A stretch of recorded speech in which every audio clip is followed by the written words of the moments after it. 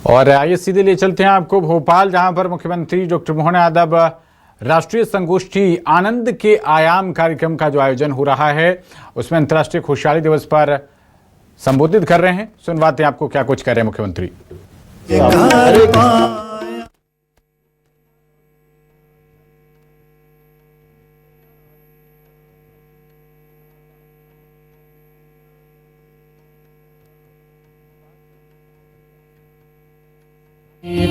नमस्तुते संध्यादीप नमस्तुते।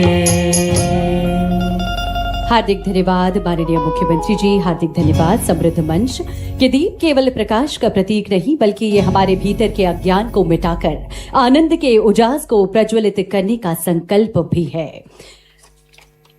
माननीय मुख्यमंत्री जी, मंचासीन अतिथिगण और यहाँ उपस्थित सभी आनंद की खोज में निकले हुए सजग नागरिकों को हम सादर प्रणाम करते हैं। आप सभी का अभिनंदन करते हैं। आनंद के आयाम केवल एक कार्यक्रम नहीं, एक अनुभव है, एक यात्रा है जो हमें बाहर की दुनिया से उठाकर हमारे भीतर के उस कोमल, शांत और प्रकाशमान केंद्र तक ले जाती है जहां बसता है आनंद। और मध्य प्रदेश वो पावन भूमि है जिसने केवल खुशहाली को अपने मध्य प्रदेश का केंद्र बिंदु बनाया है और प्रदेश का हर एक नागरिक खुशहाल हो, इस हेतु माननीय मुख्यमंत्री जी कृत संकल्पित है। राज्य आनंद संस्थान एक ऐसा अनूठा प्रयास जो नागरिकों के जीवन में मानसिक, भावनात्मक और आध्यात्मिक संतुलन स्थापित करने के लिए समर्पित है। आइए एक बार जोरदार तालियों। इन 5 तत्वों में वैसे तो पहली बात ये भी बड़ा जोरदार जानकारी का विषय है कि ये 5 तत्व हर एक में डूबे पड़े हैं, कोई अलग अलग नहीं है। 5 तत्व जल में सब मिलेगा, पृथ्वी में 4 और मिलेंगे। अब पृथ्वी के साथ अग्नि, वायु, हर एक में तत्व है। और यही तो भगवान कृष्ण अपने मुखारविंद से 13वें अध्याय में कहते स्थित हमारा अब ये जो खासकर क्षेत्रज्ञ विभाग के माध्यम से जो अध्याय में समझाते हैं, तो ये 5 तत्वों का बना हुआ शरीर और 5 कर्मेंद्रियां, 5 ज्ञानेंद्रियां और मन, बुद्धि, अहंकार, इन सब से मिला हुआ ये दोनों का शरीर, इसमें से चेतना जागृत होती है। और वो चेतना ही तो हमारे दुनिया में आज भी उस प्रकार के मार्ग पे ले जाती है जिसके लिए हम सब अपने जीवन की उत्पत्ति, प्रारब्ध, इस सब को खोजते हुए कई कारण से सनातन संस्कृति में ऐसी धाराएं हैं। हम सब आज के इस अवसर पर आनंद के इसी में वापस माहौल में आ जाएं।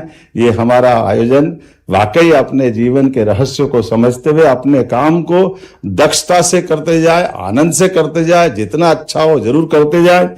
मेरी अपनी ओर से इस पूरे विभाग के साथ मैं भी पूछ रहा था कि जिनको पुरस्कार मिला वो क्या कर रहे हैं। एक ने फोटोग्राफी करी, उनको पुरस्कार मिला, एक ने वीडियोग्राफी करी, उनको पुरस्कार मिला। अभी फोटो वीडियो से भी आनंद आ रहा है, ये भी तो मजा है हमारे लिए। कैसा आनंद है, कहां से हम लेकर के आ रहा है आनंद को, हर जगह से देखा जा सकता है।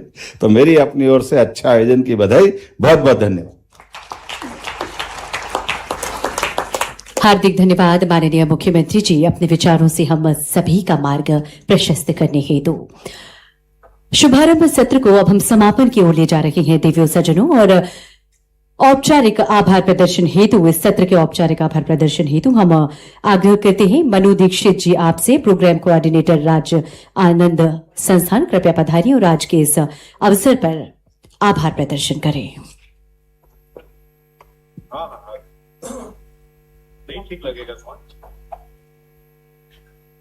नमस्कार साथियों, मैं हमारे बीच में उपस्थित माननीय मुख्यमंत्री महोदय एवं स्टेज पर मौजूद सभी गणमान्य हमारे सीनियर्स, वरिष्ठ गुरुजनों का हृदय से आभार व्यक्त करता हूं कि आपके यहाँ पर आने से हमारे कार्यक्रम को की शोभा बढ़ी।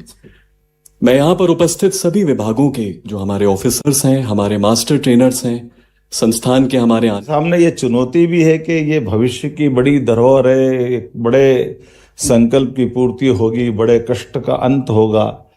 तो बच्चे को बचाने के लिए युक्ति बुद्धि से आज भी मुझे लगता कितना चुनौती का ये मुद्दा होगा कि यशोदा मैया और नंद बाबा अपनी संतान को, अपने मित्र को मरने के लिए दे। मित्र के पास जाएगा तो उसकी गारंटी थी कि कंस उसको छोड़ने वाला नहीं, लेकिन दूसरे के बच्चों को पाल करके अपने बच्चे से ज्यादा दुनिया में उदाहरण बन जाए कि कृष्ण और यशोदा मतलब माँ बेटे का संबंध जो बताया है, ये आनंद हमारे अपनी संस्कृति से आ सकता है, ये सनातन संस्कृति से आ सकता है। जिनके जीवन में, और हमने कभी कहीं सुना भी नहीं है कि यशोदा माँ ने कभी उफ किया हो या नंद बाबा ने कभी कहा हो कि ये कन्हैया हमारा है कि नहीं है, जब तक उनके पास रहा। और ये दृष्टिकोण और ये दौर हम हर बार अलग अलग प्रकार से देखते हैं, कृष्ण भगवान के जीवन से भी देखते हैं। जाने अनजाने हमारे मुंह से गलती से निकल जाता है कि जब महाभारत के भीषण युद्ध में भगवान कृष्ण दोनों सेनाओं के बीच, अर्जुन तो अपने रिश्तेदार को मारना नहीं चाहता था, लेकिन जबरदस्ती से भगवान कृष्ण चढ़ा बढ़ा करके उसको लड़ाने पे मजबूर कर दिया। ऐसे अपने मन में से मुंह से निकल